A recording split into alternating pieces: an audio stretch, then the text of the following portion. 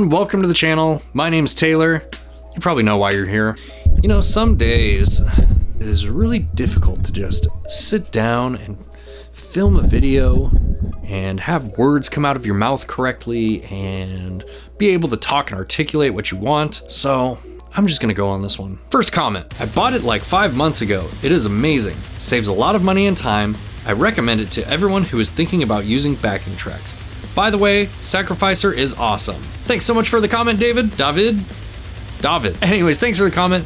This is in reference to one of my Cymatic Audio LP16 videos, and I agree, I always recommend this thing to people when they are looking for a backing track solution. I think it's way better than using a laptop and an interface.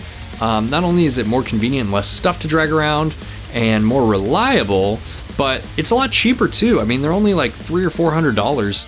And you can take care of all of your backing tracks in one unit. I mean, if you want to use backing tracks, I don't think there's really a better way to do it. And also, thank you so much for the band shout out. If you guys don't know, Sacrificer is my band, so yeah, appreciate that. I like these types of videos. How about dialing in an Emperor or dissection tone on an Ampero? I'll tune in for that. ... Hey, thanks so much for the suggestion. Dissection's one of my favorite bands, and Rain Chaos is one of my all-time favorite metal albums, so I'm really interested in doing that, and actually I think it's a really good idea. I'm gonna do that one. Stay tuned for that. LMAO at the thumbnail. Laughing face. Thanks for the comment, Vinny. Yeah, I put some time and thought into that one, so I'm glad you appreciated that. This is in reference to one of my tone questing videos where I put my face over Elijah Wood's face from Lord of the Rings. I thought it was clever. Love your videos, man. I just bought my dream amp, a 6505 Plus, and I want to use it with a Boss NS2 in the effects loop to silence the preamp. But when I start playing, the sound is quiet and getting louder. Do you have any tips for this setup? Hey, thanks so much for the question. Tips for that setup. I know with an NS2 you can actually run it in front and through the effects return by using the send return option. Here, let me just get my NS2 and show you what I'm talking about. Okay, so here's my NS2, and the way that I use it is I use it right after my guitar before I plug into anything else. That way it's just catching whatever you don't want out of your clean DI from your guitar. That's gonna help the most with feedback reduction and unwanted like string noise and stuff. I typically have the threshold up to the max, and I have the decay all the way to the minimum, and I have it on reduction mode, not mute mode, because you don't want it just muted. And I've seen people use the return and send in conjunction with the effects loop on an amp to silence the preamp noise that a lot of amps get, like especially, you know, 6505, 5150s have pretty noisy preamps. And I have seen them used in that way to silence the preamp noise, but I've never actually done it myself. Other than that, I don't really have too many tips for using an NS2. I think you just have to dial it into your specific guitar and situation. Maybe try running directly into the NS2 first, and then see if you can live with the preamp noise. And if you still want to silence that preamp noise, then do the effects send return into the pedal send return and see if that helps you out. Thanks so much for the question. Will you do more Axe FX 3 videos? This was a polished video, nicely done. Derek, I will absolutely be doing more Axe FX 3 videos. I mean, I have it, I spent the money on it, so I want to get the most mileage I possibly can out of it, and that includes making as many videos as I possibly can around the Axe FX 3 and using the Axe FX 3. So thanks so much for the question. Definitely more Axe FX 3 videos coming. Stay tuned for those. Oh, do you need help, bud? Okay, 1 second, I'll be in there. That's my son, he just took a poop. He needs help. I'll be right back. As for the troll comments, the way I see it is for every 50 new fans you gain a hater just because you're doing what they can't. You have a positive attitude and you're confident in front of the camera. I'm glad I found a fresh face to watch about guitar gear. Keep it up, metal horns. Philip, thank you so much, man. Those are really, really kind words, and I really appreciate it. I don't put too much stock into the negative comments that I get. I think negative comments have more to do with the people leaving them than they do with me. You know, you'll hear people say stuff like when people leave negative comments, they're just jealous or this and that. And to be honest, I don't know what it is. Maybe they're just mean people. I have no clue. I don't leave negative comments on people's videos, and in general in my life, I'm just trying to be less of a negative person. And I read a really good book recently that I would highly suggest to anyone, whether you're, you know, doing anything online or networking like this, or even if you just like work inside of an office or a warehouse, or if you engage with other people, I think it's a really great book to read. It's called How to Win Friends and Influence People. And this book really impacted me a lot. And I know it's an oversimplification because it's a pretty long book and it goes into detail on a lot of things.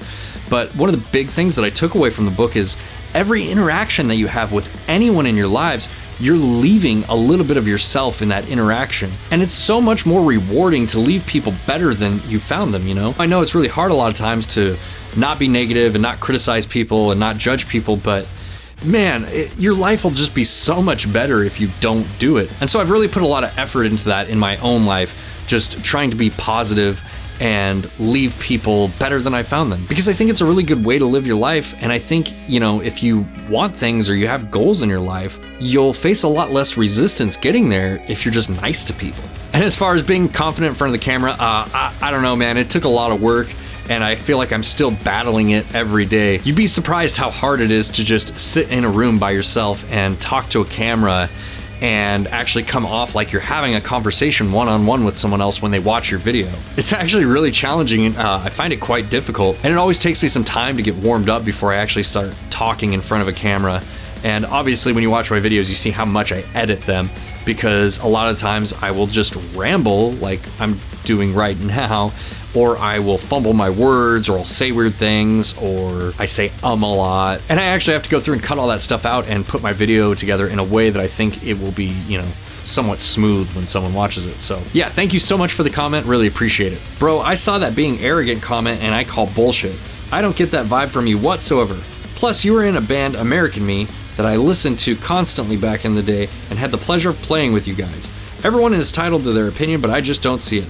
I love your content, man. Keep doing what you do, homie. Billy, thanks so much for that comment, man. Yeah, as far as that being arrogant comment goes, I don't know, to each their own. If someone thinks I'm arrogant, that's totally cool. I'm not gonna tell them how to think about me or, you know, tell them what to think in general. You know, they're most likely adults and they can form their own opinions, even if they're shitty opinions. And as far as American Me goes, that's awesome that you got to play with them back in the day. I actually joined the band maybe a year ago, and we've actually only played live a few times since I've been in the band. I've known these dudes forever, and we share a drummer, so to me it was just a way to play more shows, and that's why I ended up joining American Me. But yeah, thanks so much for the comment. Do you have a favorite brand of guitars? Hey Ronnie, thanks for the comment. To be honest with you, no, not really. I have a bunch of different guitars. I've always liked Ibanez guitars. I recently started playing Jackson guitars quite a bit, and I really like my Jacksons. Those are my go-tos for Sacrificer right now. I use those guitars probably 80% of the time. But other than that, I really like playing my 7-string Ibanez. I like playing my Agile 7-string, and I really like my Fender Telecaster. My Fender Telecaster is probably one of my all-time favorite guitars, so no brand loyalty for me whatsoever. Thanks for the question. They all sound digital. The least digital was the Line 6. The rest were really bad. So this is a comment from one of my digital modelers shootouts. I don't know, man. I've been playing guitar for a really long time, and I think the era that we're in right now, it's really hard to distinguish these new modelers from real amplifiers. I mean, back in the day, it was really easy because they sounded flat or fizzy or XYZ, but even the plugins sound really good. And I think if you heard any of these modelers, or the plugins for that matter, on a record, you probably would not be able to tell that they were modelers or plugins. That's how good the technology is now. And that's coming from someone who watched it develop in their lifetime. And I can honestly say now, when I'm playing my Axe effects through a power amp and a cabinet, that I don't notice a difference in terms of tone or feel from an actual tube head. And I've played a lot of different modelers and a lot of different tube heads too.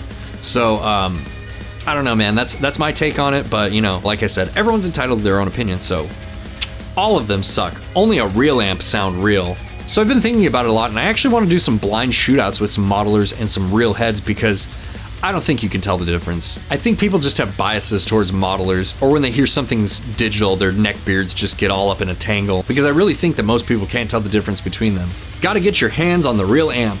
These all sound so wildly different that has made me wonder what exactly is the main characteristic of the Slow 100. Thanks so much for the comment, man. Yeah, I would love to get my hands on a Super Lead Overdrive 100, but they're just really expensive, and I can't justify spending that amount of money just to make a YouTube video.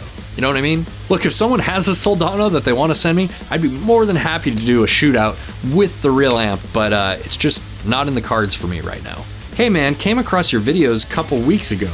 Good stuff. I just picked up a used GE200 this Monday. I usually use an Axe 8 through a Friedman FR. Sounds sick, but anyways, I have a question. Where did you get the GE200 edit software? Or does it load once you plug the unit in? I've only plugged in the pedal once and was curious about that edit software you are using in this video. Hey man, thanks so much for the question and thank you so much for checking out my videos. I'm pretty sure the edit software is just on their website. If you go to the Moore website and go to the product section under GE200, there should be a download for the edit software there. I think that's where I got it. I do remember it being very confusing though because it was in Chinese, and even if you use Google Translate to translate the website, it's very broken in a lot of ways, so maybe that's kind of what you're experiencing, is it's just kind of confusing. But it's definitely on that site somewhere. That's where I got it, so I don't know, you just gotta keep digging. All right, guys, that's all the comments. Thank you guys so much for tuning in. I really appreciate you guys tuning in and watching my videos and commenting, and it's just been really awesome, especially this last couple weeks. There have been way more comments than ever on my channel. And if I don't get to your comment, I'm really sorry. I'm not ignoring you. There's just been a lot coming in and it gets really hard to keep up with all of them. But if you guys have any questions or comments or anything you want to see on this channel, definitely let me know in the comments below. All right, guys, that's gonna be it for me. Thank you so much for watching. And if you haven't already, please hit the like button and consider subscribing, and I'll see you next time. Bye.